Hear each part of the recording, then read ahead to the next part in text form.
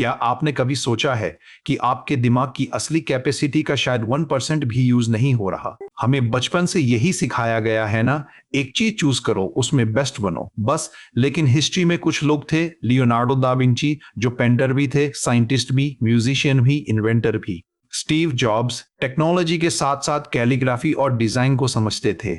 ये लोग अलग थे, इनके पास कोई जादुई पावर नहीं थी, बस इन्होंने एक सीक्रेट सीख लिया था। आज की दुनिया में हम सबको एक बॉक्स में फिट होने के लिए फोर्स किया जाता है। तुम इंजीनियर हो, बस कोडिंग करो। डॉक्टर हो, बस मेडिसिन पढ़ो। आर्टिस्ट हो तो बिजनेस मत सीखो। ये सोच, यह सिस्टम हमें स्पेशलिस्ट बनाता है, एक ही चीज का एक्सपर्ट। और सरफेस पर तो ये सही भी लगता है, फोकस करो, मास्टर बनो। लेकिन एक प्रॉब्लम है, जब आप सिर्फ एक हैमर के साथ जीते हो तो दुनिया की हर प्रॉब्लम आपको एक नेल जैसी दिखती है।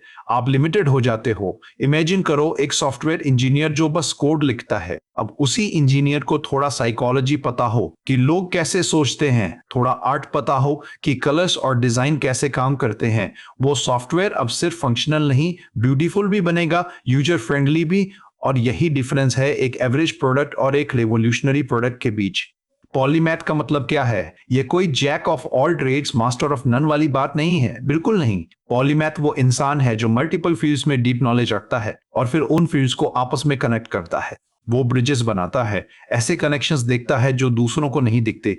Think about it. इनोवेशन कहां से आता है? ये कोई मैजिक नहीं है। इनोवेशन तब होता है जब आप दो पुराने आइडियाज को एक नए तरीके से जोड़ते हो। स्टीव जॉब्स ने कैलीग्राफी क्लास में जो सीखा उसे टेक्नोलॉजी के साथ मिला दिया। रिजल्ट, दुनिया का पहला कंप्यूटर जो ब्यूटीफुल फॉन्ट्स रख सकता था। कैलीग्राफी और कंप्यूटर दो बिल्कुल अलग दुनिया, पर किसी ने उनके बीच एक ब्रिज बना दिया। यही है क्रॉस पोलिनेशन। टी शेप्ड इंसान। अब एक सिंपल मेंटल मॉडल समझिए। इंग्लिश के लेटर टी को इमेजिन कीजिए, एक खड़ी लाइन है और एक लेटी हुई लाइन। पॉलीमैथ एक टी शेप्ड इंसान होता है। खड़ी लाइन है आपकी डेप्थ ऑफ नॉलेज, यानी एक या दो चीजों में आप बहुत गहरे उतरे हो, वो आपकी मास्टरी है। जैसे सचिन तेंदुलकर, उनकी खड़ी लाइन क्रिकेट थी, वर्ल्ड्स बेस्ट। पर लेटी हुई लाइन है ब्रेडथ ऑफ नॉलेज, बहुत सारी चीजों की थोड़ी थोड़ी समझ।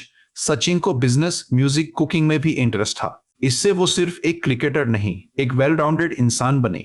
ज्यादातर लोग बस एक आई बनकर रह जाते हैं, डीप नॉलेज पर नैरो। पर जब आप टी शब्द बनते हो तब आप डीप प्रॉब्लम्स भी सॉल्व कर सकते हो और डिफरेंट फील्ड से आइडियाज भी उधार ले सकते हो। और यही कॉम्बिनेशन आपको अनमैचेबल बनाता है। First principles thinking.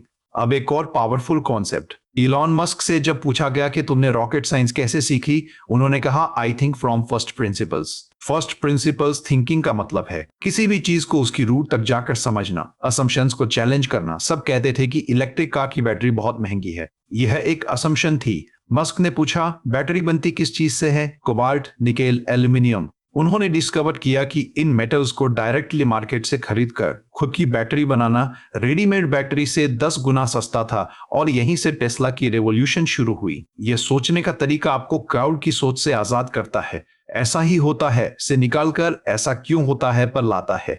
कनेक्शंस की पावर। क्रिएटिविटी क्या है? यह कोई मैजिक नहीं, यह बस डॉट्स को कनेक्ट करने का खेल है। आप जितना ज्यादा पढ़ोगे, जितनी अलग अलग चीजें सीखोगे, आपके दिमाग में उतने ही ज्यादा डॉट्स होंगे। और जितने ज्यादा डॉट्स उतने ज्यादा कनेक्शंस। इसलिए अगली बार जब आप कुछ नया सीखें, यह मत सोचिए कि यह मेरे काम का नहीं है। आप नहीं जानते कि कौन सा डॉट कब आपकी लाइफ की पिक्चर को कंप्लीट कर दे। सीखना कैसे सीखें? अब सबसे जरूरी बात, पॉलीमैथ बनने का पहला स्टेप है सीखना कैसे सीखें। स्कूल में हमें हिस्ट्री, मैथ्स, साइंस सब पढ़ाया, पर कभी यह नहीं सिखाया कि सीखना कैसे है। यह मेटा स्किल है, the skill of learning other skills. एक टेक्निक है। किसी भी टॉपिक को रटने की कोशिश मत कीजिए, उसे समझने की कोशिश कीजिए। व्हाट से ज्यादा वाई और हाउ पर ध्यान दीजिए। जब आप किसी चीज के फंडामेंटल प्रिंसिपल समझ जाते हो, तब आपको हर छोटी डिटेल याद रखने की जरूरत नहीं पड़ती। लॉजिक का यूज करके आप खुद आंसर्स तक पहुंच सकते हो। चंकिंग का मैजिक। हमारा दिमाग एक बार में बहुत सारी इंफॉर्मेशन प्रोसेस नहीं कर सकता। Solution, chunking. बिग इंफॉर्मेशन को छोटे छोटे मैनेजेबल पीसेज में तोड़ना। एग्जाम्पल, एक 10 डिजिट मोबाइल नंबर याद करना मुश्किल है, 9,876,543। पर अगर आप इसे 3 चंक्स में तोड़ दें, 987, 654, 3,210, तो सडनली इजी हो जाता है। यही प्रिंसिपल हर तरह की लर्निंग पर लागू होता है। अगर आप पियानो सीख रहे हो, पूरा गाना एक साथ बजाने की कोशिश मत कीजिए। पहले गाने को छोटे म्यूजिक फ्रेजेस में तोड़िए, एक फ्रेज मास्टर कीजिए, फिर दूसरे पर जाइए, धीरे धीरे उन चंक्स को जोड़ दीजिए। 80-20 रूल, पेरेटो प्रिंसिपल या 80-20 का नियम, किसी भी सब्जेक्ट का 80% हिस्सा उसके 20% कोर कॉन्सेप्ट्स को समझने से आ जाता है।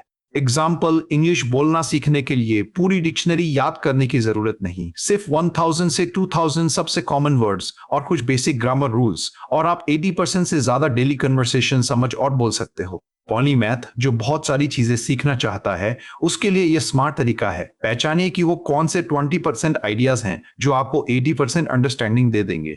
अब थोड़ा रुकिए, खुद से एक सवाल पूछिए, आपकी लाइफ में आपकी एक एक्सपर्टीज तो है, पर क्या आप सिर्फ वही हो? क्या आपके अंदर कोई और क्यूरियोसिटी है जो दबी पड़ी है? क्या आप कभी सोचते हो काश मैं यह भी सीख पाता, पर फिर डर आता है लोग क्या कहेंगे, मैं तो बिगिनर जैसा लगूंगा, शायद मैं इसमें अच्छा नहीं हूं। या डर या fear of not being the best बहुत से लोगों को रोकता है, पर सच्चाई यह है लर्निंग के प्रोसेस में गलतियां करना और बेवकूफ दिखना बिल्कुल नॉर्मल है, यह ग्रोथ का हिस्सा है। लियोनार्डो दा विंची ने अपने 67 साल की लाइफ में कितनी बार खुद को बिगिनर बनाया होगा।